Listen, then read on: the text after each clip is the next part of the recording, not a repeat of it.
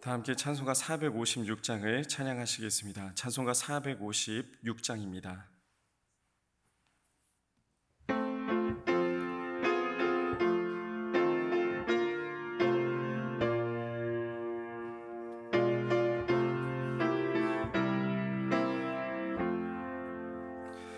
거친 세상에서 실패하거든 그 손 못 자국 만져라.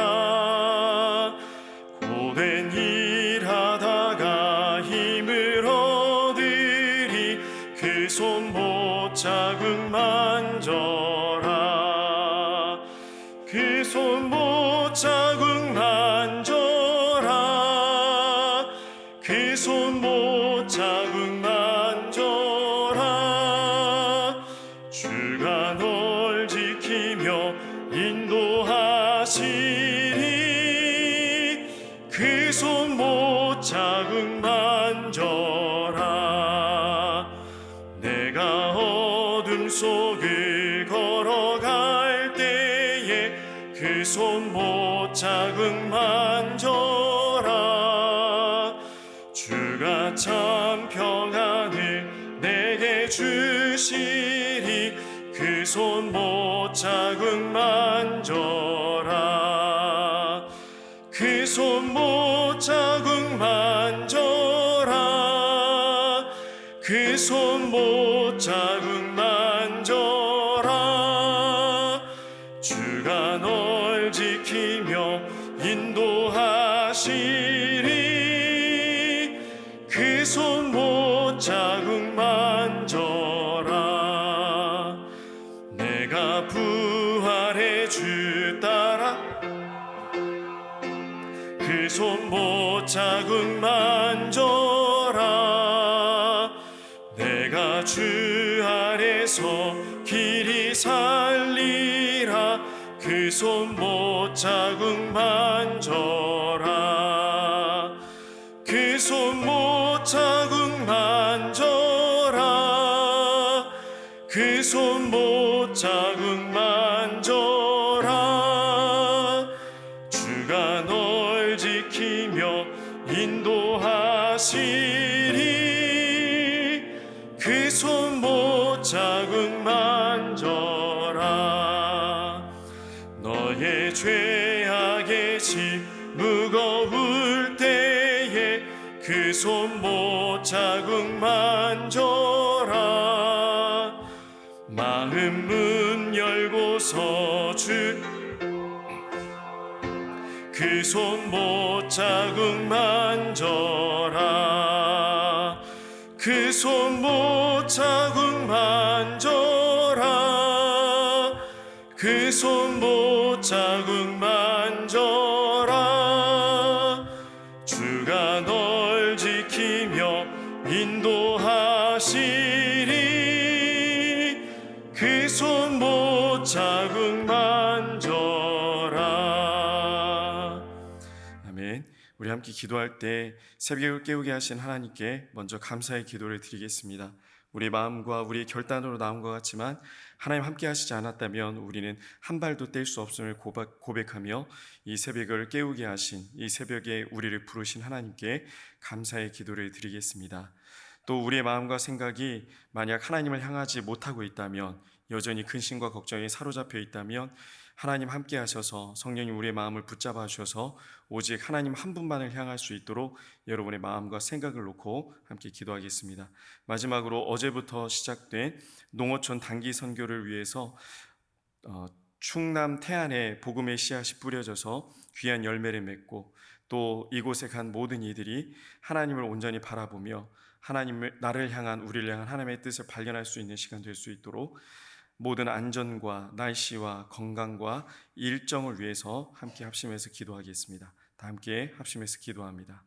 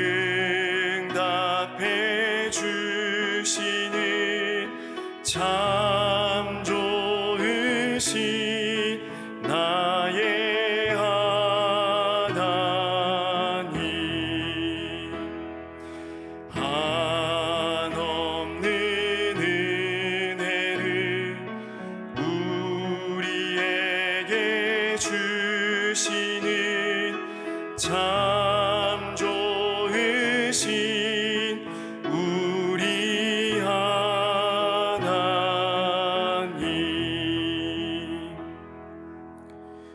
오늘 하나님께서 우리에게 주시는 말씀은 마태복음 4장 18절에서 22절까지 말씀입니다. 마태복음 4장 18절에서 22절까지 말씀입니다. 하나님의 말씀을 함께 교독하여 읽겠습니다. 제가 먼저 18절의 말씀을 읽겠습니다. 갈릴리 해변에 다니시다가 두 형제 곧 베드로라 하는 시몬과 그의 형제 안드레가 바다에 금을 던지는 것을 보시니 그들은 어부라.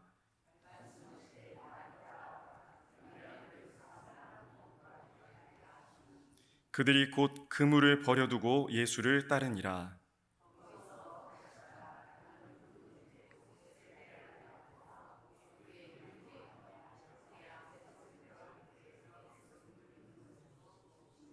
함께 읽겠습니다. 그들이 곧 배와 아버지를 버려두고 예수를 따르니라. 아멘. 네, 여러분 전쟁 영화 보신 적이 있으십니까? 전쟁 영화를 보다 보면은 반드시 등장하는 인물이 나옵니다. 바로 지휘관입니다. 장군이 됐든 대위가 됐든 그 전쟁 영화에서 부대를 이끄는 멋진 지휘관의 모습이 나옵니다. 웅장한 BGM과 함께 나를 따르라라는 지휘관의 음성에 많은 군인들이 그 지휘관의 뒤를 따르는 장면을 보면은 참 가슴이 웅장해집니다. 지휘관이 뛰어가면 군인들도 뛰어갑니다. 또 지휘관이 멈추면 군인들도 멈춥니다. 지휘관이 숨을 죽이면 군인들도 조용히 때를 기다립니다. 누군가를 따른다라는 것, 또 나를 따르라라는 사람을 따른다는 것은 그냥 쫄래쫄래 뒤만 따르는 것이 아닙니다. 따라가는 사람의 모습을 닮아가게 되어 있습니다. 용맹한 장수를 따라가다 보면 그 따르는 병사들도 용맹해집니다. 하지만 비겁하고 겁장이 장수를 만나게 되면 그 뒤를 따르는 병사들도 겁장이가 되고 맙니다. 원하든 원하지 않든 자녀들은 부모를 닮을 수밖에 없습니다. 혼자서는 아무것도 할 수 없는 아주 어린 시절에 부모가 먹이는 대로 먹습니다. 부모가 입히는 대로 입고 부모가 들려주는 이야기를 들을 수밖에 없습니다. 그래서 자녀들은 부모를 닮을 수밖에 없습니다. 결국 따른다는 것은 닮아간다는 이야기입니다. 여러분, 예수님 따라가고 있으십니까? 예수님을 닮아가고 있으십니까? 그런데 예수님을 닮아 또 예수님을 따라 살다 보면 예수님 안에서 살아가는데도 불구하고 기쁨과 소망을 누리기는커녕 오히려 어려운 일들을 겪을 때가 참 많이 있습니다. 항상 기쁨으로 충만했으면 좋겠는데, 항상 평안으로 가득했으면 좋겠는데, 또 우리 교회 이름처럼 항상 승리했으면 좋겠는데, 오히려 이 반대의 삶을 살 때는 과연 내가 신앙생활을 제대로 하고 있는 게 맞나? 과연 내가 믿고 있는 하나님은 능력의 하나님이 맞나라는 의문이 들 때도 있습니다. 예수님을 따라 살다 보면, 예수님을 닮아 살다 보면은 남들처럼 살지 못하는 것들이 참 많이 있습니다. 친구들이 즐겨하는 것들, 특별히 요즘은 캠핑이 유행을 하는데요. 주말에 연차를 내고 금, 토, 일 이렇게 캠핑을 가서 인스타그램이나 페이스북, 트위터에 올리는 사람들을 보면 나도 가고 싶다라는 생각이 들 때가 덜어 있습니다. 목사인 저도 이런 생각이 들 때가 있는데 우리 성도님들은 오죽하시겠습니까? 특별히 청년 사역을 하다 보면은 가끔 격주로 나오는 친구들을 볼 때가 있습니다. 아니라 다를까 이번 주엔 뭘 했나라고 인스타그램을 들여다보면은 여행을 갔더라고요. 예전 같았으면은 혼도 내보고 또 지도도 했을 텐데 때를 기다릴 때가 많이 있습니다. 그냥 덮어놓고 너 왜 여행을 갔어? 라고 다그치기에는 시대가 참 녹록지가 않습니다. 그렇다고 주의를 범하는 것, 주의 성수를 하지 못하는 것을 용서하고 이해하자는 이야기는 아닙니다. 사람들은 그렇게 살고 있는데 또 세상의 트렌드는 그런데 우리 믿음의 사람들은 정반대로 달려갑니다. 그래서 오히려 도전이 됩니다. 이렇게 살다 보면 혹 나는 뒤처져 있지는 않을까? 나는 세상 사람들을 따라가지 못하고 있는데 이러다 도태되는 것은 아닌가라고 걱정이 들 때도 있습니다. 제가 지난번 새벽기도 설교했던 거 혹시 기억하십니까? 기억을 못하시면 또 1년 후쯤 써먹기 때문에 그렇게 크게 기억을 안 하셔도 될 것 같습니다. 투자에 대한 이야기를 했습니다. 위대한 투자에 대한 이야기를 했습니다. 남들은 다 주식에 투자하는데, 남들은 부동산에 투자하는데, 남들은 주말을 이용해서 투잡을 하는데, 나는 과연 하나님의 일에 내 시간과 내 정성과 내 이 힘을 들이는 것이 맞나? 나도 주식 좀 해볼까? 나도 가상화폐를 사볼까? 나도 부동산에 투자해볼까? 나도 주말에 다른 일을 해볼까? 이런 생각이 들 때도 있습니다. 사실 말씀대로 살아가려고 애쓰다 보면은 우리는 많은 것을 놓치며 살아갑니다. 많은 것들을 포기해야 된다는 이야기입니다. 남들은 한참 달려나가고 있는데, 남들은 한참 재산을 불리고 있는데, 나는 제자리에 있나? 나는 언제까지 이렇게 살아야 되나? 고민될 때가 있습니다. 이런 고민과 정반대의 고민을 하기도 하죠. 믿음의 사람들이라고 불리는 사람들, 소위 열심히 하나님의 사람으로 살아간다는 사람들을 이렇게 들여다보니까 자신의 시간이 없습니다. 심지어 가정도 돌보지 않는 것 같습니다. 정말 하나님의 사람으로만 사는 것 같습니다. 우리가 본문 말씀에 읽은 것처럼 다 버려두고 예수님을 따르는 것 같습니다. 우리가 왜 예수님의 제자들의 모습을 성경으로 읽으면서 도전이 됩니까? 우리가 그렇게 하지 못하기 때문입니다. 그런데 이 의문이 계속 들다 보면, 나는 이렇게 신앙생활 하지 못하고 있는데 그래서 내가 은혜를 덜 받는 걸까? 나는 이렇게 버리지 못하고 있는데, 나는 이렇게 예수님의 12 제자들처럼 예수님을 온전히 따르고 있지 못한데 그래서 내가 은혜를 덜 받는 것은 아닌가? 라는 의문이 들기도 합니다. 이런 의문이 계속되면 내 신앙이 엉터리같이 여겨지기도 합니다. 나는 제대로 된 그리스도인이 아니야. 겸손을 넘어서 자학을 하기까지도 합니다. 오히려 이런 의문들은, 이런 나를 향한 질문들은 하나님과의 관계를 상하게 만들기도 합니다. 본문에서 예수님께서 사역을 시작하시면서 제자들을 부르셨습니다. 우리가 잘 알고 있듯이 12명의 제자를 부르셨습니다. 먼저 베드로와 안드레를 부르셨고, 이어서 세베대의 아들들인 야고보와 요한도 부르셨습니다. 우리가 읽은 20절 말씀에서는 그들이 곧 그물을 버려두고 예수를 따르니라 라고 기록했고, 22절에서는 곧 배와 아버지를 버려두고 예수를 따르니라 라고 기록이 되어 있습니다. 그물을 버려두고, 배를 버려두고, 아버지를 버려두고 따른다는 것은 정말 대단한 결단입니다. 도무지 우리는 할 수 없는 결단인 것 같습니다. 어떻게 하면 우리가 배와 그물과 아버지, 즉 가족을 버리고 예수님을 따를 수 있을까요? 그래서 제자들의 이 모습을 읽고 묵상을 하다 보면, 왜 나는 이렇게 예수님을 따르지 못하지? 나는 왜 이렇게 진정으로 예수님을 따르지 못하지? 라고 자책할 때가 있습니다. 그러나 제자들처럼 버려두고 예수님을 따르는 것과 우리처럼 버려두지 못하고 따르는 것이 별반 다르지 않습니다. 본문 말씀을 읽으면서 우리는 결코 자책해서는 안 됩니다. 제자들의 모습을 보면 사실 당연한 모습입니다. 당시 예수님은 이스라엘의 이슈의 중심에 있으셨습니다. 예수님이 이전에 일찍이 세례 요한이 등장해서 이미 이스라엘의 큰 이슈가 됐었습니다. 큰 변화의 바람이 불었습니다.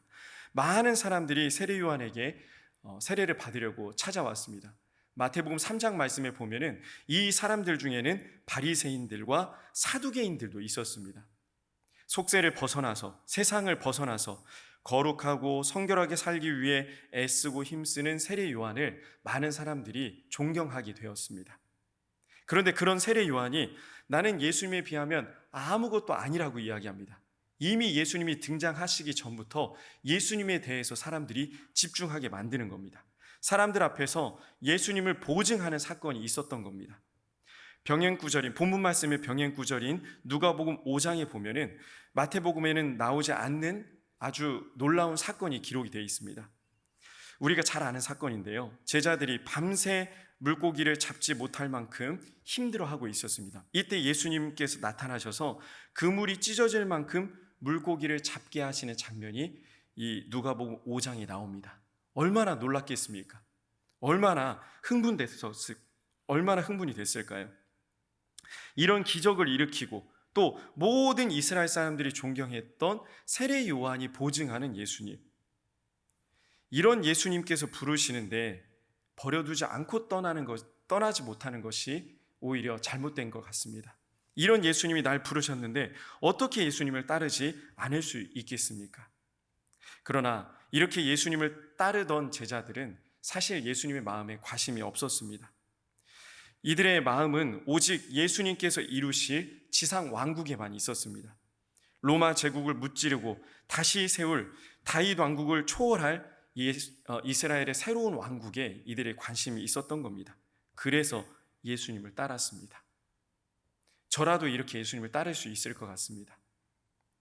그래서 제자들과 사두개인 바리새인 제사장들과 사두개인 바리새인들이 핍박을 했을 때도 제자들은 참을 수 있었습니다.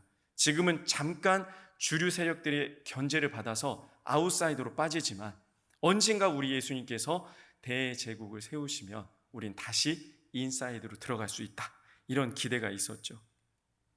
3년 동안 예수님을 따르면서 이 마음은 더욱더 확고해졌습니다. 예수님은 죽은 자를 살리기도 하시고 병든 자를 고치기도 하셨습니다.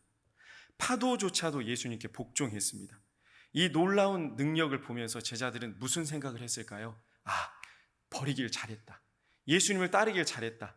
이제 드디어 이 예수님께서 이런 초월적인 능력으로, 이 초자연적인 능력으로 엄청난 지상 왕국을 세우실 텐데 내가 이제 여기서 오른쪽에 서야지, 내가 이제 여기서 왼쪽에 서야지 서로 다투기 시작했습니다.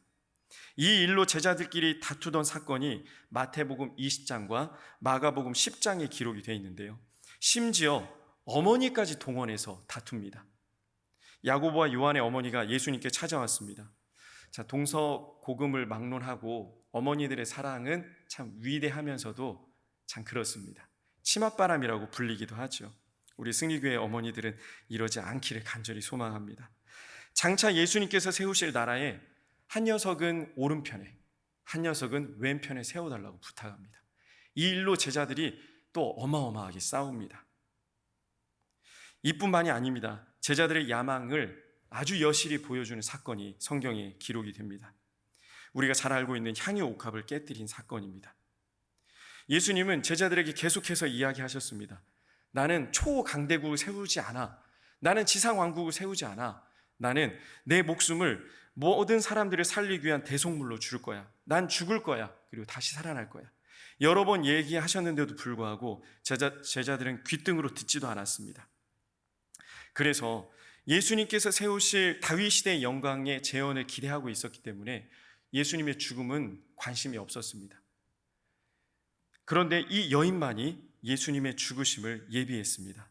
이 여인이 정말 깨달았는지 깨닫지 못했는지는 성경에서 기록하고 있지 않기 때문에 잘은 모르겠습니다. 그러나 성령 하나님의 인도하심에 따라서 이 여인은 자신의 전 재산이라고 부를 수 있는 향유를 예수님의 발에 쏟고 또 예수님의 머리에 부으고 자신의 머리카락으로 예수님의 발을 닦아냅니다.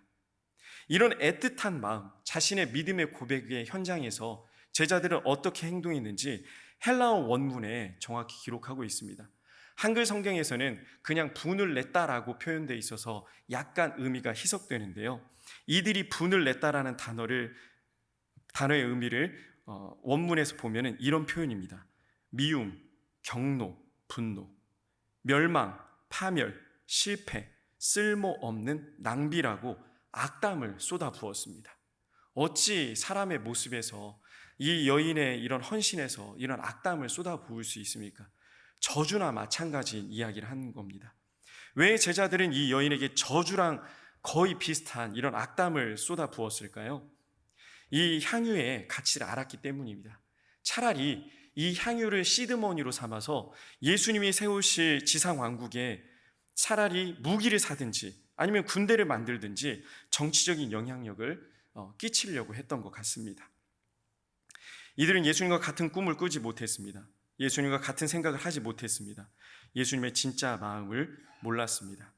버려두고 예수님을 따랐던 제자들과 버리지 못하고 여전히 삶의 모든 것들을 붙잡고 예수님을 따르는 우리나 별반 다르지 않습니다. 어떻습니까? 이렇게 길게 말씀을 듣다 보니 제자들 별로 존경스럽지 않죠. 네. 가끔 설교 시간에 베드로께서, 사도 바울께서라고 표현하는 교역자들이 있습니다. 지양했으면 좋겠습니다. 우리가 따를 분은 오직 예수님 뿐입니다. 사람 중에 그 누구도 우리가 따를 사람은 없습니다. 이 말은, 제가 지금까지 드린 말씀은 우리가 세상에 한 발, 교회에 한 발 걸치고 살자는 이야기는 아닙니다. 천국에 가서 나중에 12 제자들이 제 멱살을 부여잡고 어떻게 그렇게 얘기하냐고 할지는 모르겠는데요, 그들이나 우리나 같습니다. 예수님을 따르는 사람은, 예수님의 제자는, 믿음의 사람은, 그리스도인은 우리가 그동안 머릿속에 그려왔던 가족도 버리고 재산도 버리고 가진 모든 것을 다 버리고 예수님을 따르는 것만이 예수님의 제자가 아닙니다. 이단들이 이것을 이용하지 않습니까?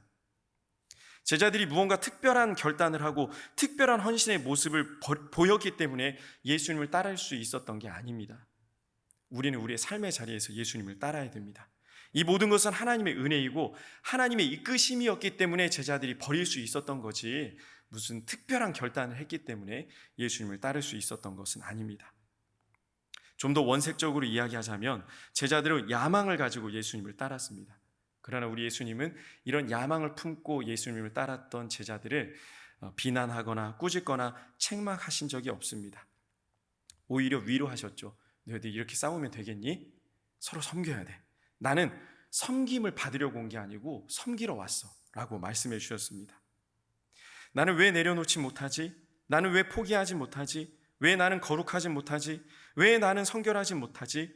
여러분 스스로를 깎아내리면서 여러분의 믿음 생활을 평가절하하지 마십시오. 여러분 지금까지 너무나 잘 해오셨습니다. 특별히 하나님께서 우리의 삶의 자리에 구체적으로 요구하실 때가 있습니다. 그 삶의 자리를 훌훌 털고 일어나야 될 때도 있습니다. 다 내려놔야 될 때도 있습니다. 움켜쥐고 있는 것을 이제 펴라고 말씀하실 때가 있습니다. 그때는 하나님께서 감동과 믿음을 주셔서 힘을 주셔서 할 수 있습니다. 그러니 벌써부터 꿔서 걱정하지 마십시오. 제자들의 결단과 우리의 결단은 크게 다르지 않습니다. 제자들의 믿음과 우리의 믿음은 크게 다르지 않습니다. 제자들도 예수님을 따라 살았고 우리들도 예수님을 따라 살고 있습니다. 오늘의 말씀의 핵심이 이것입니다. 지금 내가 살아가고 있는 이 자리에서 예수님을 따라 살아야 합니다. 지금 내가 일하고 있는 것, 지금 내가 살림하고 있는 것, 지금 내가 애쓰고 힘쓰고 있는 모든 일, 이거 다 예수님을 따르는 일입니다. 왜냐하면 우리는 하나님께서 이미 확정하신 하나님의 사랑하는 아들, 딸들이기 때문에 내가 지금 살아가고 있는 삶 속에서 예수님을 따라 살 수 있도록 우리 성령 하나님께서 도와주시기 때문입니다. 해외 선교나 또 국내 단기 선교, 어제부터 충남 태안으로 떠나 있는 농어촌 단기 선교 때 참 은혜가 됩니다. 왜냐하면 사람이 보이지 않기 때문입니다. 회사에서 끊어지고 가정에서 끊어지고 우리를 시험에 들만하게 할 것들로부터 단절되기 때문에 저절로 은혜가 됩니다. 은혜 받지 말라고 해도 은혜가 됩니다. 아침 저녁으로 말씀을 읽고 만나는 사람마다 복음을 전하다 보니 은혜가 되지요. 그러나 돌아와서 은혜가 되지 않는다는 이야기를 많이 나누는 것을 듣게 됩니다. 일상에서 하나님의 은혜를 누리십시오. 여러분의 삶 속에서 하나님을 만나십시오. 매일매일 하나님 안에서 사십시오. 여러분이 있는 그 자리, 직장, 사업장, 일터, 가정, 교회, 그곳에서 예수님을 따라 사십시오. 제자들이 모든 것을 버려두고 예수님을 따랐던 것처럼 우리는 우리의 삶에 주어진 것들을 부여잡고 예수님을 따르십시오. 주어진 내 삶 속에서 나에게 주어진 사명을, 나에게 주어진 것들을 부여잡고 예수님을 따르기로 작정한 승리교회 성도 여러분에게 한없는 하나님의 은혜와 소망이 가득하시기를 간절히 축복합니다. 다 함께 기도하겠습니다. 사랑의 하나님 아버지, 오늘도 이 새벽에 저희를 깨워주시고 거룩한 성전에 나와 기도로 하루를 시작하게 하심에 감사합니다. 하나님께서 우리에게 허락하신 삶의 자리에서 우리에게 맡겨진 것들 믿음으로 잘 감당하며 살게 하여 주시옵소서. 때로는 차라리 내려놓는 게 편할 수도 있습니다. 포기하고 싶을 때도 있습니다. 그러나 주님 만나는 그날까지 담대하게 잘 감당할 수 있도록 믿음을 주시옵소서. 이제는 우리 주 예수 그리스도의 은혜와 우리 하나님의 극진하신 사랑하심과 성령 하나님의 감동, 감화, 교통, 위로 충만하심이 삶에 주어진 모든 자리에서 우리에게 주어진 모든 것들을 믿음으로 담대하게 감당하기로 결단하는 승리교회 성도님들 머리 위에 우리의 가정과 직장과 사업장과 자녀들 앞날 위해 이제로부터 영원토록 함께 하시기를 간절히 축원하옵나이다. 아멘. 함께 기도하실 때 오늘 주신 말씀을 기억하며 주어진 삶의 자리에서, 일상 속에서 하나님의 사람으로 살아갈 수 있도록 기도하시길 바랍니다. 또 오늘 저녁에 드려질 금요 기도회를 위해서 기도할 때 이끄실 박규성 담임 위임 목사님을 위해서도 기도하겠습니다. 오늘 새벽에 가지고 나오신 여러분의 소중한 기도의 제목을 놓고도 함께 계속해서 기도하겠습니다.